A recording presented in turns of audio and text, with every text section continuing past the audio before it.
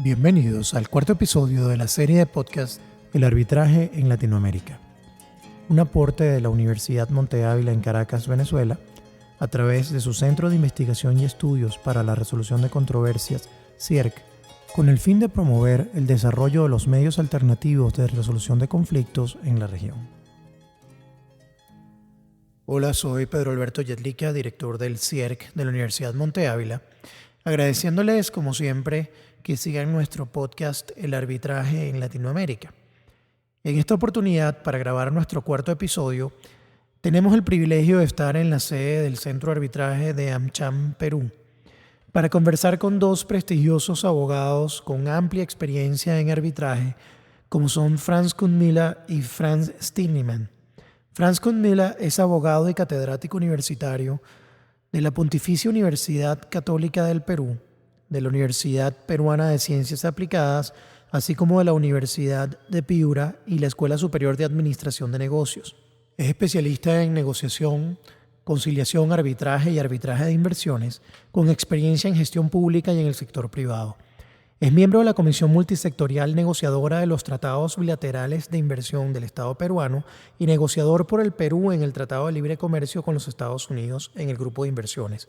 Exmiembro del Comité Editorial de la Revista Peruana de Arbitraje, miembro del Círculo Peruano de Arbitraje y de la Comisión Revisora de la Ley General de Arbitraje del Perú, miembro de la Comisión de Arbitraje del Ilustre Colegio de Abogados de Lima, exsecretario general del Centro de Arbitraje de la Cámara de Comercio de Lima, exjefe de la Oficina de Conciliación y Arbitraje Administrativo del Consejo Superior de Contrataciones y Adquisiciones del Estado y exsecretario general del Organismo Supervisor de las Contrataciones del Estado peruano.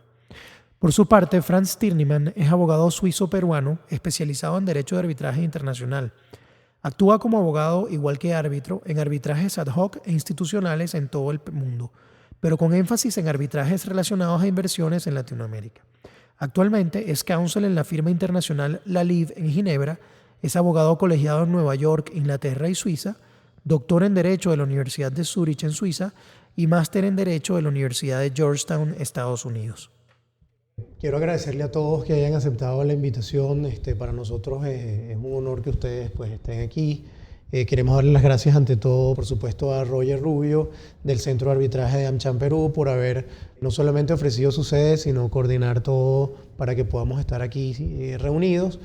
Queremos agradecer a Franz Stirnemann Fuentes por haber aprovechado su paso por Perú y haber aparecido en este podcast y conversar con nosotros, una oportunidad que no es muy sencillo que podamos coordinar, que podamos estar todos aquí, y por supuesto agradecer a Franz Kundmila que haya aceptado también nuestra invitación.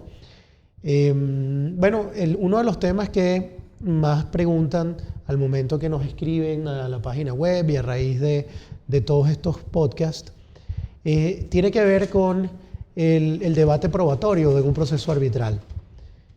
A veces, como sabemos, existen abogados que tienen un estudio basado esencialmente en el common law y creen en un pre-trial discovery donde tienen que, básicamente hacer full disclosure de todos sus documentos, de todas las pruebas que poseen. Otros abogados más inspirados en el civil law, la primera vez que presentan esos documentos o esas pruebas es directamente en el proceso arbitral, y eso ha generado ciertas incomodidades, incluso podría afectar a un árbitro que sea de un sistema y vea la conducta de alguna de las partes inspirada en un sistema distinto que más bien de un punto de vista estratégico presentas las pruebas más adelante en el proceso. Entonces, aprovechando la experiencia que tienen ambos, nos gustaría un poquito conversar cómo lo ven ustedes, cómo se manejaría esa situación, si el momento de oro para poderlo hacer es al momento de redactar el acta de emisión, si la forma de hacerlo es convocar a las partes verdaderamente a una audiencia para poder preparar el acta de emisión donde se discutan estas cosas, si se adopta las reglas generales de la International Bar Association de pruebas. Vamos a ver cómo vamos a distinguir a Franz y a Franz, y además los apellidos no son nada fácil, no puedo decir nada del mío, pero... Sí. Franz Kundmila, entonces. Gracias, Pedro, por la invitación, y también me sumo a los agradecimientos. Es un tema recurrente en el ámbito del arbitraje, este asunto de las diferencias culturales. Yo pienso que una de las formas de manejarlo, sin duda, es haciendo las actividades preparatorias suficientes y necesarias con la finalidad de homogenizar el tratamiento normativo del arbitraje hacia adelante. Lamentablemente no siempre hay tiempo y una de las cosas más difíciles de pronto es poder contar con los espacios, especialmente cuando se trata de arbitrajes internacionales. Otro de los puntos que a mí me preocupa mucho es el que se refiere a los paradigmas que tienen especialmente nuestros abogados en América Latina, que muchas veces confunden al arbitraje con el proceso judicial. Y no solamente tenemos problemas en el ámbito del arbitraje internacional, sino también en el ámbito del arbitraje local o doméstico, donde el abogado litigante en sede judicial muchas veces también es el abogado litigante en sede arbitral y en consecuencia desarrolla sus estrategias en función del paradigma jurisdiccional estatal. Yo creo que ese es uno de los problemas más grandes que podemos tener en la región. Pero regresando al ámbito internacional, haciendo un trabajo preparatorio importante donde se puedan, establecer las reglas básicas que sean conocidas por las partes y sus abogados en forma anticipada, después ya no habría sorpresas. Habría sí que complementar estos temas con la currícula de los abogados. Nosotros no siempre tenemos formación comparativista, ¿no? Creo que las universidades tienen que hacer un gran esfuerzo para desarrollar el comparativismo. Nosotros tenemos actividad académica y vemos que el comparativismo es una cosa exótica en nuestro medio. Se ha dejado de desarrollar y en esta época de globalización económica y comercial resulta fundamental entrenar a nuestros abogados en el derecho comparativo para que puedan efectivamente ser competitivos en el ámbito internacional, no solamente en asesoría, sino también en el litigio arbitral, ¿no? Sí, algo ahí también en Venezuela hemos visto esa misma tendencia de que el abogado litigante es el mismo abogado que lleva el arbitraje y a veces tiende a ser muy procesalista. Y también ocurre con los mismos árbitros. Hay una tendencia a pensar que quienes han sido jueces también pueden ser buenos árbitros porque tienen experiencia. Ahora, también con el tema de las pruebas, lo que hemos visto es que si no hay un cuidado desde el punto de vista procesal, al momento de ir a solicitar pues, la ejecución del laudo arbitral, entonces los jueces, que en definitiva son los que se encargan al menos de la ejecución, entonces la contraparte le dice, o digamos la parte perdidosa le dice, es que no se ha respetado mi derecho a la defensa, porque no se han establecido o no se han respetado las reglas procesales relativas a las pruebas. Entonces el juez a lo que acude para poder interpretar eso es a su ordenamiento jurídico interno. Entonces ahí se presenta también el tema de por qué tan importante. Entonces, claro, hemos visto que pareciera ser que como que el team de abogados que lleva el asunto debería tener un procesalista y alguien que conozca más el negocio también, uno que vele porque verdaderamente por la validez del laudo arbitral y el otro que piense más en la dinámica, en el tema de mérito para no perdernos precisamente en la parte procesal. No sé qué experiencia tienes tú al respecto. Hay un problema recurrente, por ejemplo, en la práctica arbitral que hemos visto, y que es que el abogado litigante entienda que, por ejemplo, el árbitro puede, no sé, de acuerdo a la ley peruana, dejar de actuar pruebas, ¿no? O puede pronunciarse sobre su propia competencia, o puede hacer muchísimas cosas que un juez natural no puede hacer, ¿no? Entonces, el hecho de que el árbitro tenga estos poderes, porque se menosprecia mucho el arbitraje en el sentido de que se dice que, bueno, el arbitraje es una jurisdicción disminuida porque no hay coercio ni hay ejecucio.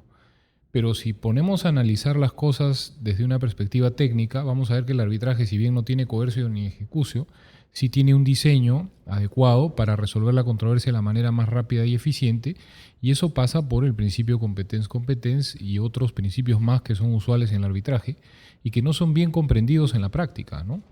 Y a mí lo que me preocupa es que mañana más tarde en la anulación de un laudo arbitral pueda haber un argumento en el sentido de que, mire, no me dejó actuar pruebas porque yo la ofrecí y llegado el momento no la admitió y yo tengo derecho a que en virtud del derecho de defensa se actúe la prueba.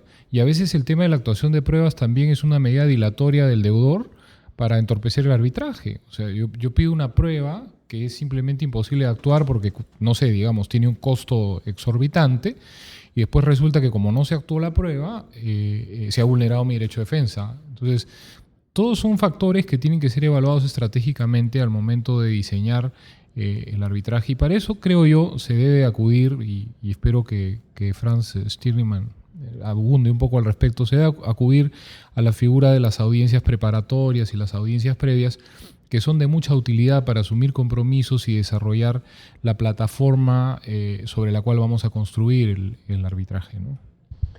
Excelente. Bueno, Franz Stirniman radica esencialmente en la práctica en Suiza, ¿no? Con lo cual nos puede dar una visión también europea, que donde además dentro de la misma Europa se debe plantear esta discusión constantemente. ¿Qué visión tienes al respecto? Sí, yo practico en Ginebra y 100% arbitraje internacional, arbitrajes en todo el mundo, la verdad, Latinoamérica, África, Asia, europeo también.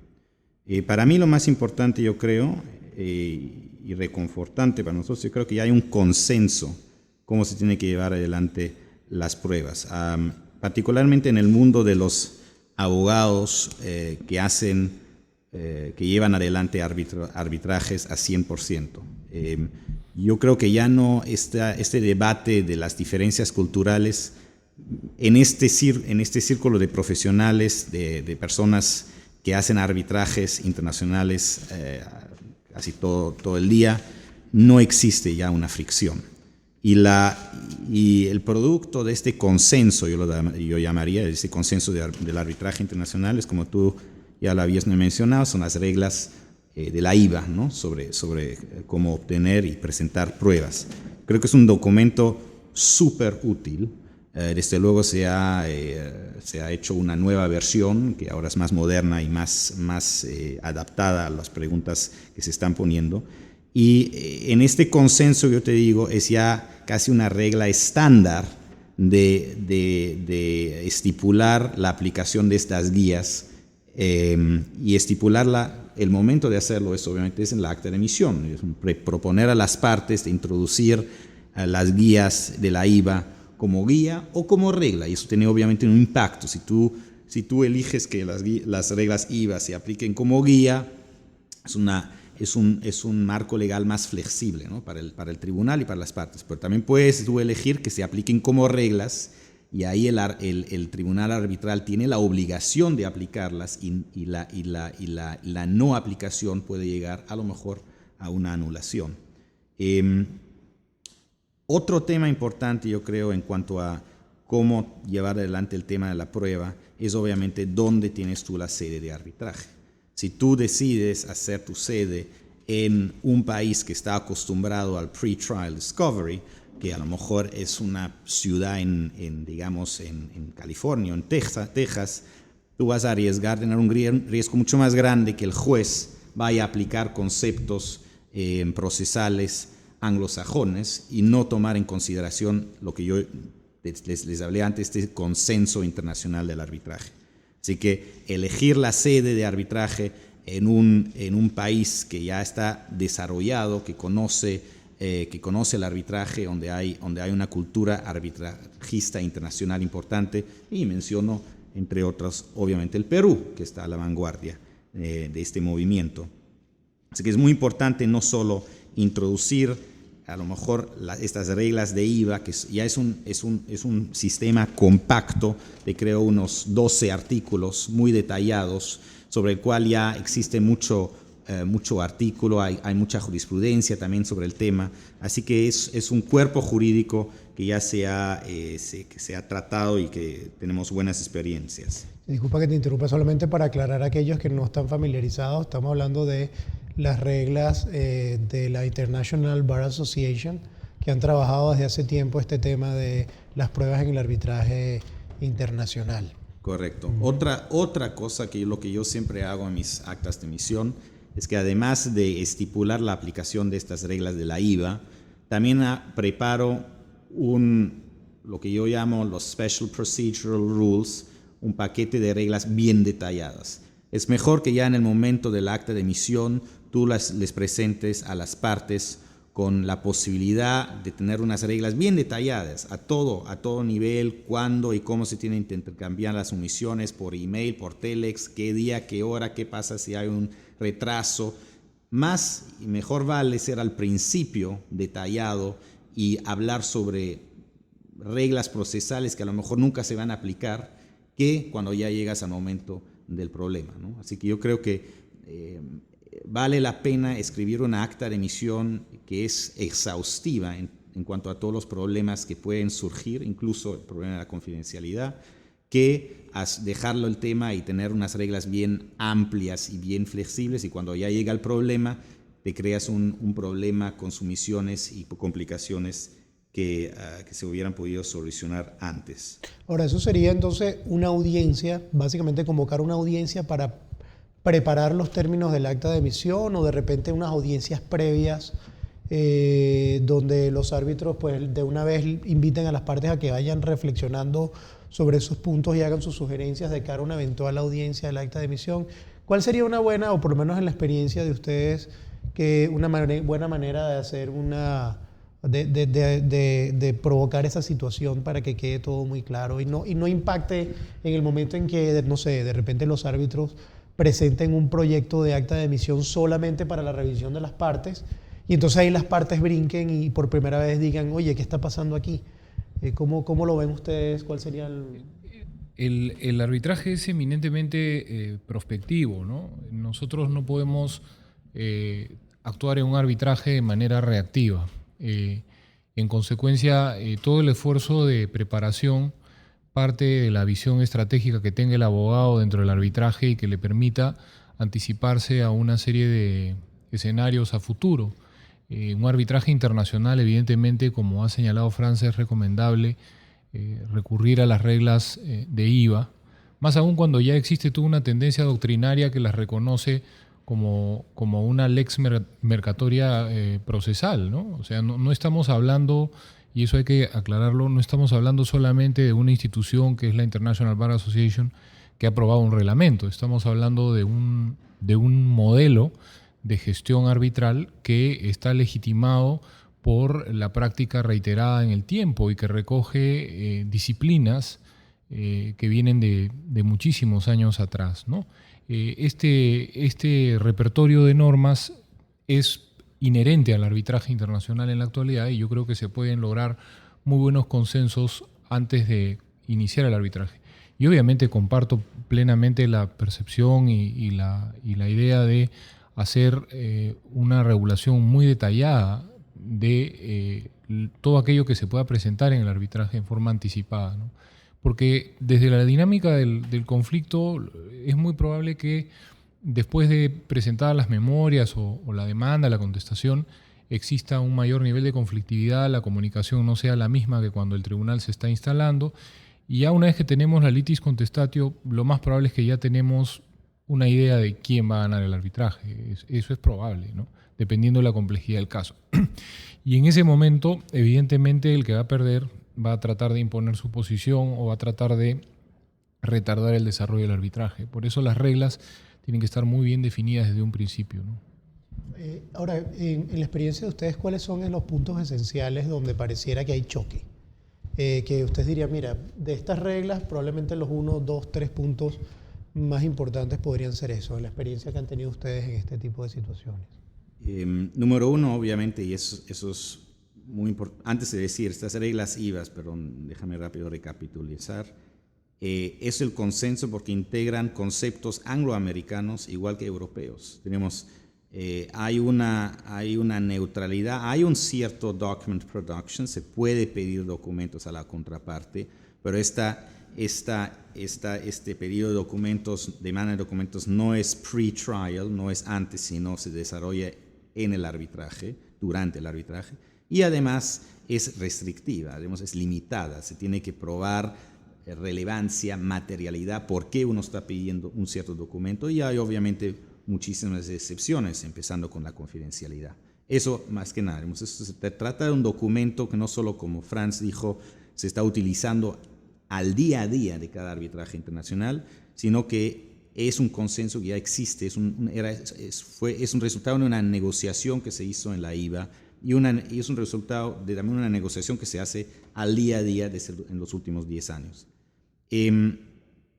Otro tema que creo que es muy importante y creo que es lo que valoriza estas reglas IVA, es costos, ¿no? Podemos tener un arbitraje internacional con una parte que a lo mejor esté ubicada en Venezuela y otra parte que está en, digamos, India.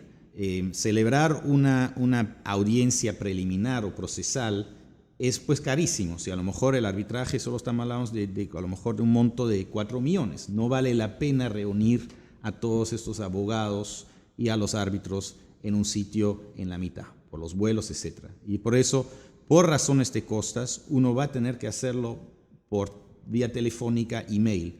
Y por eso ahí entra el valor de las reglas IVA, porque ya constituye un consenso. Las partes no van a reaccionar van a reaccionar positivamente porque saben que este documento es neutro, que ya está hecho y no hay una gran discusión. Eso es lo bueno de esas reglas IVA, que realmente reduce, como uno podría decir, el costo transaccional del arbitraje, ¿no? En cuanto a cuáles son los temas problemáticos, obviamente eso también depende del costo.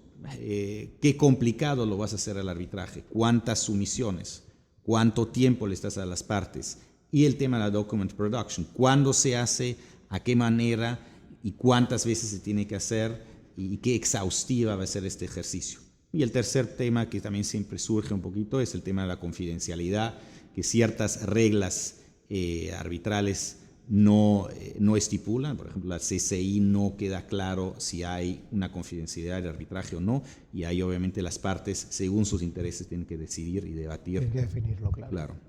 Allí, ¿y qué hay de los testigos y los expertos? Por ejemplo, es muy común en arbitraje internacional que el testigo lo que someta o envíe sea una declaración escrita, probablemente ayudado por el abogado de la parte que lo está llamando, porque eso es digamos que es lo normal en ciertos países, que pues el testigo o incluso los expertos prepare un informe previo con una deposición por escrito, donde probablemente ha tenido la ayuda o la asistencia de los abogados de la parte que lo ha promovido, y luego presentan el documento y después la otra parte decidirá si lo quiere llamar o no a una audiencia donde lo someta a un interrogatorio.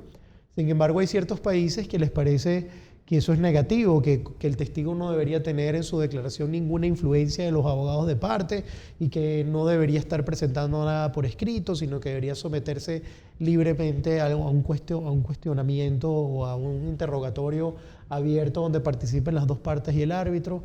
¿Qué experiencia tienen con esas presentaciones o depositions de testigos? ¿Cuál es el procedimiento usual que han visto en esos arbitrajes internacionales? Y con los expertos, procedimientos que han funcionado muy bien y que resulten mucho más eficientes desde el punto de vista del impacto que puedan tener en la decisión.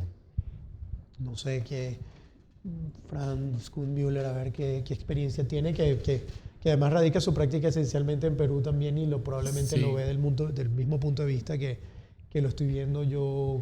Yo creo que este principio, claro, el principio de la audiencia en el arbitraje es fundamental, ¿no?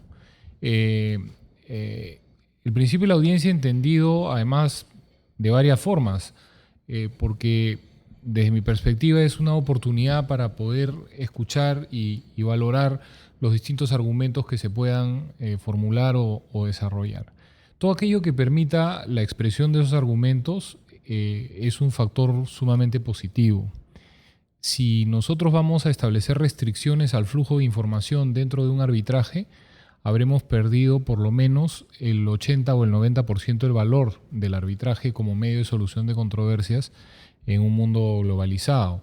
Entonces, ahora bien, los árbitros también tienen que tener la experiencia suficiente y necesaria para saber valorar la prueba que ha sido producida por un testigo que ha contado con la asesoría del abogado de una de las partes. Y estaríamos hablando que lo valora también como parte en base a su sana crítica. Pues. Es más un alegato que una prueba testimonial. O sea, y cuando estamos en un contencioso, cualquier especialista puede darse cuenta que cuando hay una, como dicen en inglés, cuando se está haciendo un overstatement, cuando se está desarrollando una sobreargumentación o se está tratando de abundar en un argumento.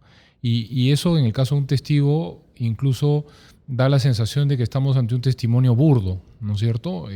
Pierde credibilidad, pues. Pierde credibilidad. Y yo diría que más bien estamos en un terreno que depende mucho de la discrecionalidad del árbitro para valorar la prueba, ¿no? Y eso tanto en el ámbito nacional, del arbitraje nacional, como del ámbito del arbitraje internacional. Evidentemente, la calidad de la prueba es un factor fundamental en cualquier tipo de arbitraje. Y el árbitro con experiencia definitivamente va a tener una apreciación objetiva de la prueba, porque no va a arruinar su prestigio y su capacidad de decisión a partir de pruebas que carecen de consistencia. Entonces, yo no establecería restricciones a que los abogados de parte asesoren a los testigos de parte, pero sí soy de la opinión que el árbitro tiene que ser una persona con muchísima experiencia y calidad profesional para saber distinguir estos matices. Porque también el testigo que ha sido asesorado por un abogado de pronto puede contribuir a aclarar mucho más las cosas, ¿no? A diferencia de un testigo que de pronto no recibe esa asesoría. Hay que ver esto desde una perspectiva positiva. Obviamente, para algún sector esto puede significar, por supuesto, un conflicto de interés o una situación que genera, digamos... afecta la imparcialidad del testigo. Exacto, ¿no? Pero todo esto, reitero, depende de la discrecionalidad del tribunal y depende de la calidad de los árbitros y depende también de la posibilidad de que la contraparte pueda expresar lo conveniente en su momento. Y por eso regreso al punto original, que es el tema de la necesidad de sustentar esto con un esquema de audiencias que permita la expresión de posiciones a lo largo de todo el arbitraje, ¿no? Yo coincido totalmente con Franz, pero la realidad es, por lo menos en mi práctica, es que los witness statements o las declaraciones testimoniales son escritas por los abogados. Digamos, ni estamos hablando de que el testigo te haga tu primer proyecto. El primer proyecto lo hace el abogado. Se lo manda al hombre y el hombre lo lee y dice, sí, esto está bien, esto no está bien. Ahora, existe todo un arte cómo se debe escribir así un testimonial. Se debería escribir de una forma clara, jurídicamente clara y estructurada, pero debe ser finalmente también la declaración del testigo. Así que hay que darle la libertad al testigo de cambiar cosas, de a lo mejor utilizar su propia terminología, de hacer correcciones y que finalmente es el documento del testigo, porque al principio de la audiencia el árbitro le pregunta al testigo, ¿usted puede confirmar la autenticidad y la veracidad de este testimonio? Y el testigo, en ese momento, ese documento es el suyo. Y en la cross-examination, el contraabogado siempre va a decir, esto es su testimonio, no el del abogado. Yo creo que hay peligros, obviamente, que aquí se influencia al testigo, pero finalmente el testigo, como Franz dice, va a ser expuesto a la cross-examination y va a tener que proteger y defender a esta declaración. Así que es en su interés que este documento sea el suyo y solo diga cosas que verdaderamente él puede testimoniar. El valor, yo creo que tiene que el abogado prepare este primer proyecto y tenga un cierto control sobre este documento, es que obviamente lo va a hacer jurídicamente un documento más eficaz. Se aborda los temas en ese documento que ya van a ser los temas que van a ser airados y discutidos durante el hearing. Si uno le da el control total al testigo de escribir lo que le da la gana, a lo mejor el testigo tiene un punto de vista del litigio, la controversia, que no verdaderamente es jurídicamente relevante. Así que sí ayuda a la eficacia del proceso si uno le deja al abogado tener una cierta influencia sobre ese documento. Pero es importante, como dice Franz, de tener la oportunidad que la contraparte pueda verdaderamente verificar si este verdaderamente es el testimonial de este hombre, y por eso hay que tener un hearing, ¿no? Hay que tener una posibilidad de verdaderamente examinar esta evidencia que a lo mejor ha sido preparada fuertemente por el abogado. La razón, y aquí entramos un poquito en esta cosa cultural, es que esto viene de los ingleses. Ustedes ven como, yo comparo muchas veces como yo presento mi argumento, que más bien es una presentación europea, que la presento mediante documentos y el testigo simplemente entra donde yo no tengo un documento para, como se dice en inglés, fill the gap, ¿no? Donde no tengo documento, ahí entra el testigo.